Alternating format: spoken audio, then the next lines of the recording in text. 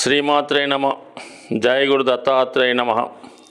ఈ వీడియోలో మనం ఆగస్టు 25వ తారీఖు నుంచి 31వ తారీఖు మధ్యలో జరగబోయే వార ఫలాలు మేషరాశి వారికి ఏ విధంగా ఉండబోతున్నాయి అని పరిశీలించినప్పుడు, ముఖ్యంగా ఈ వారంలో మేషరాశి వారికి ఆర్థిక సంబంధించిన విషయాల్లో చాలా జాగ్రత్త తీసుకోవాల్సినటువంటి సమయం ఏర్పడింది. అంటే ముఖ్యంగా ఏంటంటే, ధనాధిపతిగా ఉన్నటువంటి శుక్రుడు 6వ స్థానం అయినటువంటి కన్యారాశిలో ప్రవేశించి తన యొక్క నీచ స్థానంలోకి వెళ్ళడం జరిగింది.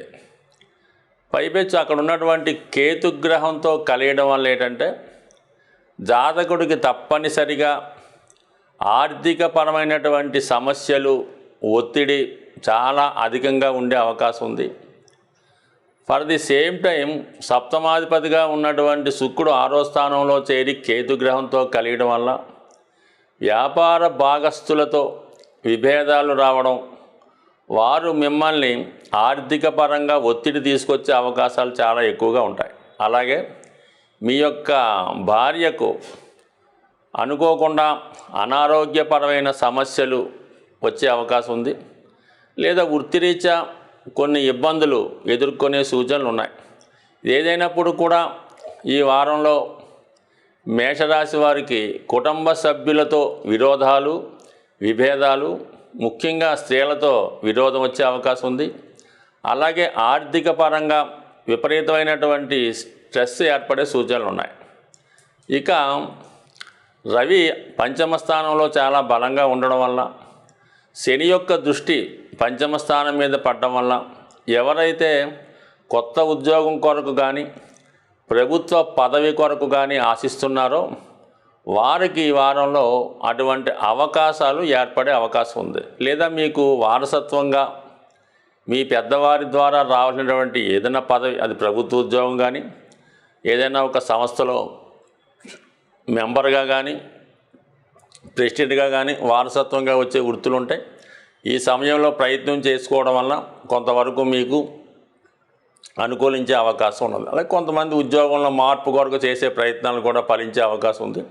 అయితే ఈ సమయంలో మరీ ఎక్కువ ఆదాయం, ఎక్కువ జీతం వచ్చే ఉద్యోగం కాకుండా సాధారణ స్థాయిలో ఉన్నటువంటి ఉద్యోగంలో అభివృద్ధి, అలాగే ప్రవేశం లభించే అవకాశం ఉంది. అంటే ఈ విషయంలో మాత్రం కొంత ధనాన్ని ఖర్చు పెట్టవలసి ఉంటుంది. అంటే 12వ స్థానంలో రాహు ఉండడం వల్ల మీకు న్యాయంగా రావాల్సినటువంటి ఏదైనా సరే, అది ప్రభుత్వ పదవి కానీ, ప్రభుత్వ పథకం కానీ, లేదంటే ఎక్కడి నుంచైనా రావాల్సినటువంటి ఆదాయాన్ని మీ వరకు రావాలంటే ఖచ్చితంగా మధ్యవర్తులను ఎవరో ఒకరిని ఆశ్రయించి వారికి కొంత ధనం చెల్లించే విషయంలో మాత్రం కంపల్సరిగా కొంత నష్టాన్ని పొందే అవకాశం ఉంది. కాబట్టి సాధ్యమైనంత వరకు ఈ సొంత విషయాల్లో ప్రభుత్వానికి సంబంధించిన ఇతరులను ఆశ్రయించకుండా స్వయంగా మీరే దగ్గరుండి చేసుకోవడం వల్ల చాలా వరకు సక్సెస్ అయ్యే అవకాశం ఉంది.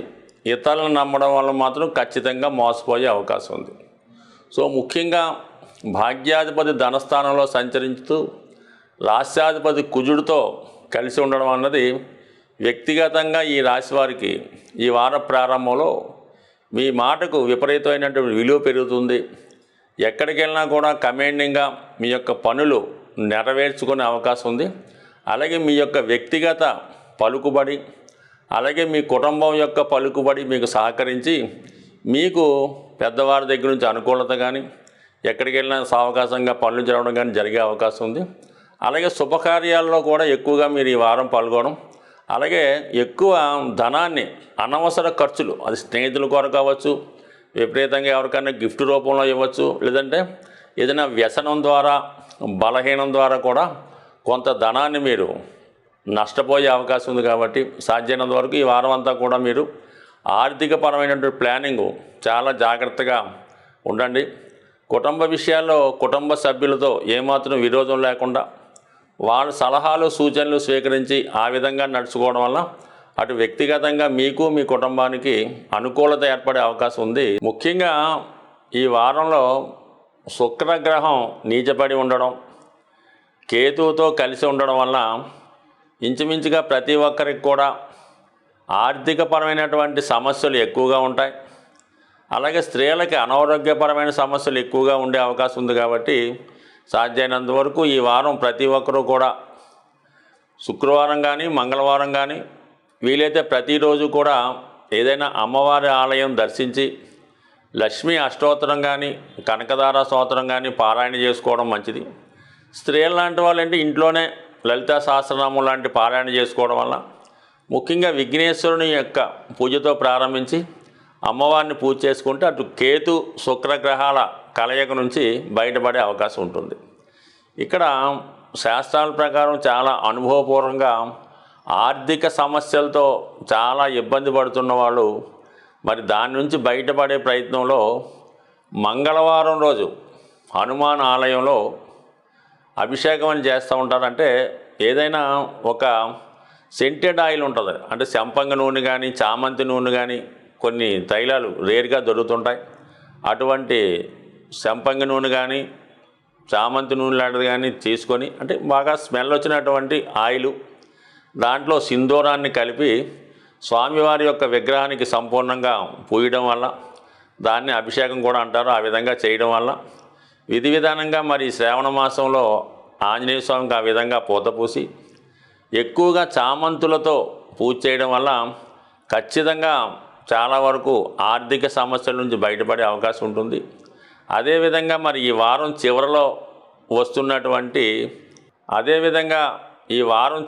వస్తున్నటువంటి శని త్రయోదశి ఆ రోజు విధి విధానంగా కేవలం ఏలినాడు శని అష్టమ శని అనే కాకుండా ప్రతిరోజు కూడా ప్రతి వ్యక్తి మీద ఏదో విధంగా శని ప్రభావం ఉంటుంది. కాబట్టి మరి ఈ శని త్రయోదశి రోజు ప్రతి ఒక్కరూ కూడా విధి విధానంగా శివాలయంలో ఉన్నటువంటి నవగ్రహాల్లో శని భగవానుడికి తైలాభిషేకం జరిపించుకోవడం, దాని తర్వాత శివాలయంలో విధి విధానంగా శివుడికి అభిషేకం చేసుకొని ఎక్కువగా ఆ రోజంతా కూడా చాలా నియమంగా ఉండడం వల్ల శివుని యొక్క అనుగ్రహానికి పాత్రులై శని